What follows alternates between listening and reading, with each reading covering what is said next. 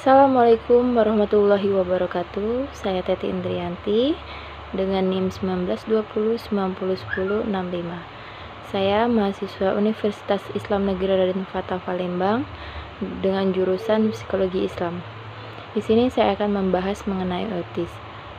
Bagaimana autis bisa terjadi pada anak-anak, apa itu autis, dan bagaimana proses penyembuhannya, apakah melalui terapi ataupun bisa berobat ke dokter. Mari kita simak pembahasannya.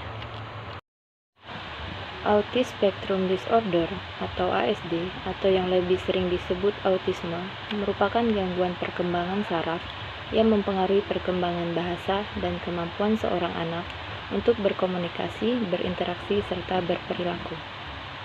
Ada beberapa faktor, di antaranya jenis kelamin. Anak laki-laki memiliki resiko hingga 4 kali lebih tinggi mengalami autisme dibandingkan dengan anak perempuan.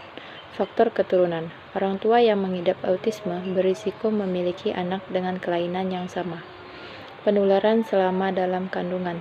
Contohnya, efek samping terhadap minuman beralkohol atau obat-obatan, terutama obat epilepsi untuk ibu hamil selama dalam kandungan.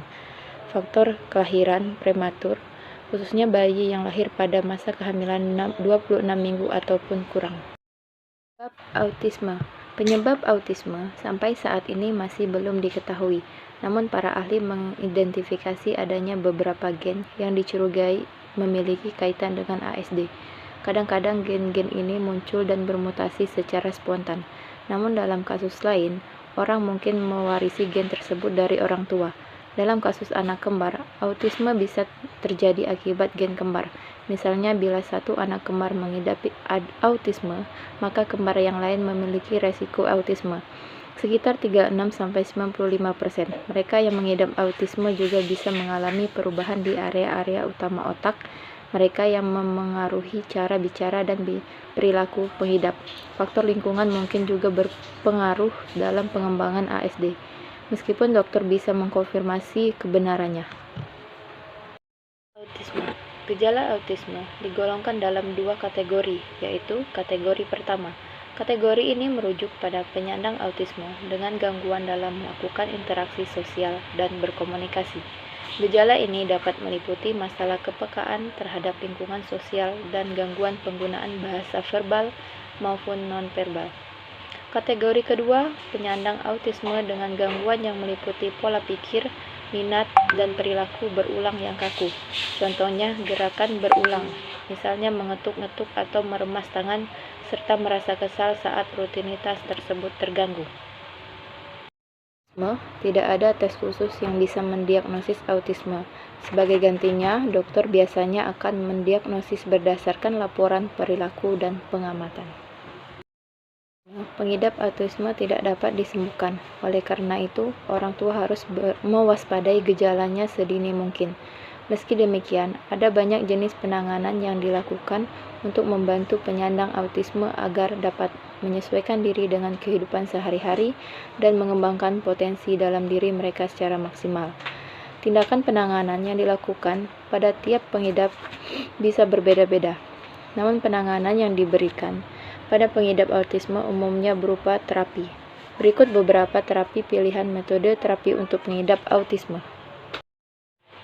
Terapi perilaku dan komunikasi. Terapi ini dilakukan dengan memberikan sejumlah pengajaran pada pengidap, termasuk kemampuan dasar sehari-hari, baik verbal maupun non-verbal. Terapi keluarga. Terapi ini ditunjuk untuk orang tua dan keluarga pengidap autisme.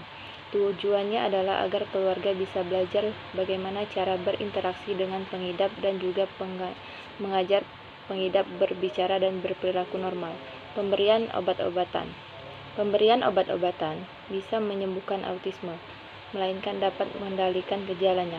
Contohnya, obat untuk mengatasi kejang, obat untuk mengatasi masalah perilaku, obat untuk mengatasi depresi, dan obat untuk mengatasi gangguan tidur. Pencegahan autisme, langkah awal yang harus diambil oleh orang tua apabila si kecil menunjukkan gejala ini adalah dengan menghubungi dokter. Penanganan yang dilakukan sedini mungkin pada penyandang autisme dapat meningkatkan keefektifan perkembangan kondisi tersebut. Mengenali ciri-ciri anak autis sejak dini. Yang pertama, kesulitan komunikasi.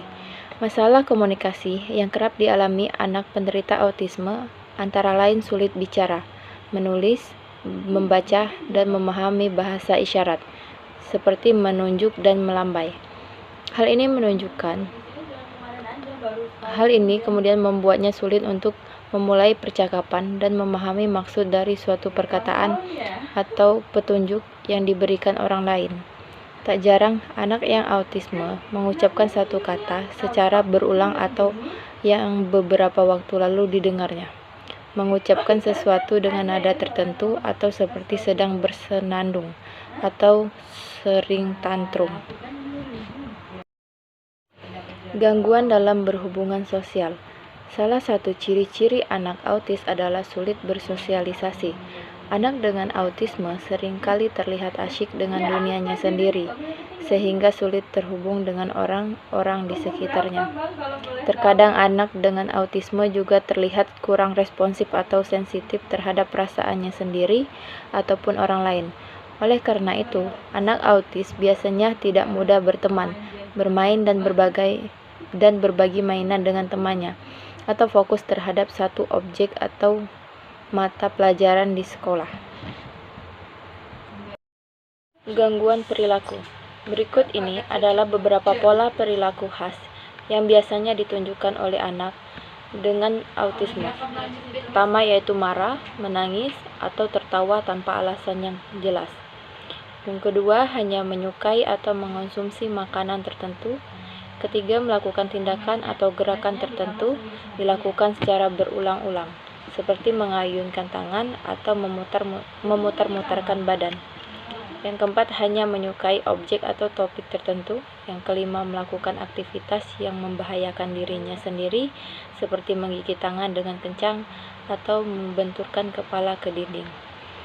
Yang keenam, memiliki bahasa atau gerakan tubuh yang cenderung kaku. Dan yang ketujuh, sulit tidur.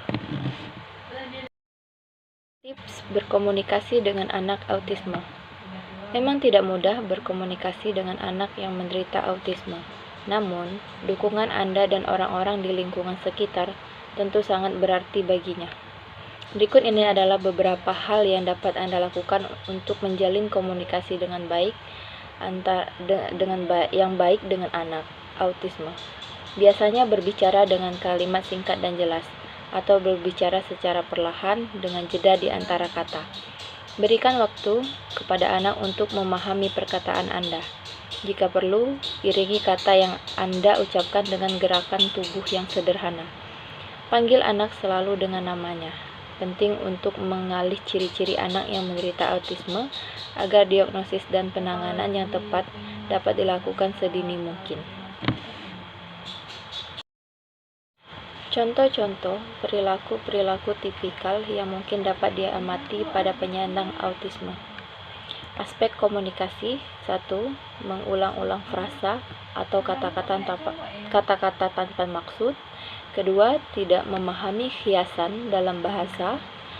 Yang ketiga, membawa orang tua mendekati suatu makanan daripada memintanya atau menunjuknya.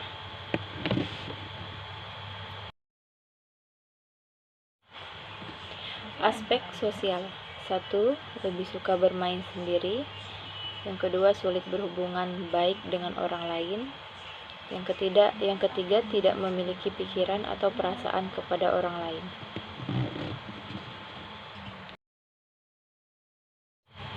Aspek perilaku repetitif. 1.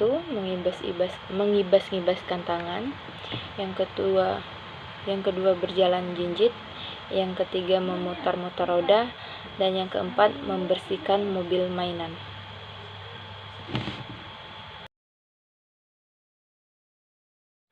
Aspek perilaku restriktif. 1. Hanya memakan makanan dengan warna tertentu. Yang kedua, memaksa berjalan melalui rute yang sama. Yang ketiga, hanya menonton satu judul film tertentu yang ia sering tonton.